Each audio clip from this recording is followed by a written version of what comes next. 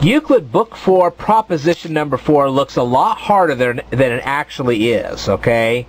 So we're just going to take you through this step by step. Alright, first of all, you're to draw a triangle from A to B to C, okay? And your objective is to draw a circle inside of triangle ABC. Now, how do you do this? Well, Euclid wants you, first of all, to bisect angle ABC. Now, how do you bisect angle ABC?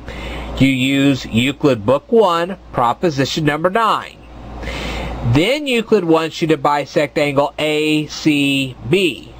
And when you do, once again, you'll use Euclid Book 1, proposition number 9.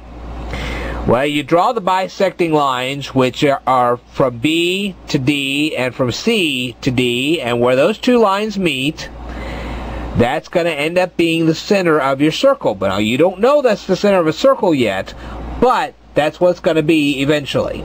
Okay? Now then, Euclid then wants you to draw a line from D to E, from D to F, and from D to G, because he wants these lines to be perpendicular, like here. DE is perpendicular to AB. DE perpendicular to AB. DF is perpendicular to BC, and DG is perpendicular to AC. Now, don't worry about any bisecting of any of these lines. All you're trying to do is make them perpendicular. Okay? Now, once you've got them perpendicular, you're going to find out that angle ABD is equal in size to angle CBD. Now, where's ABD? ABD. ABD. Okay? And CBD. CBD. This angle here is going to be the same size in the number of degrees as this angle right here. Now, we already know that BED here is the same size as BFD here, because this angle is 90 degrees and so is this. So now we have two angles that are equal in size, plus we have a side here, and it's called BD, and it's equal to itself. The basic setup of side, angle, side. Once you've got that, then you know the triangle BED is exactly the same size as triangle BFD. And because of this, you can say that line DE here is going to be exactly the same size as line DF here.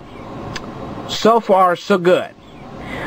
Alright, then you have angle FCD, this one right here, equal in size to angle GCD.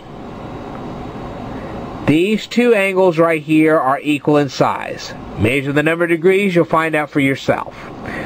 Alright, now we already know that DGC, which is this one right here, DGC, is going to be the exact same size as DFC. Why? Because they're both 90 degrees. Well, we also have a line here called CD, and it's equal to itself. So once again, we have side, angle, side, and therefore we can then say that DG and DF are exactly the same length. Well, we already said that DE and DF are exactly the same length, so DE and DF and DG are all the same length.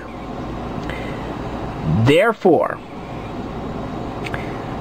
using Euclid Book 3, proposition 16 as your justification proof, you can take the length of DG, draw it around, and it will pass through point DE and also through point DF, thus describing your circle inside this triangle. So you are actually inscribing a circle inside of a triangle using this method. Alright, I will tell you more in a future video, so stay tuned.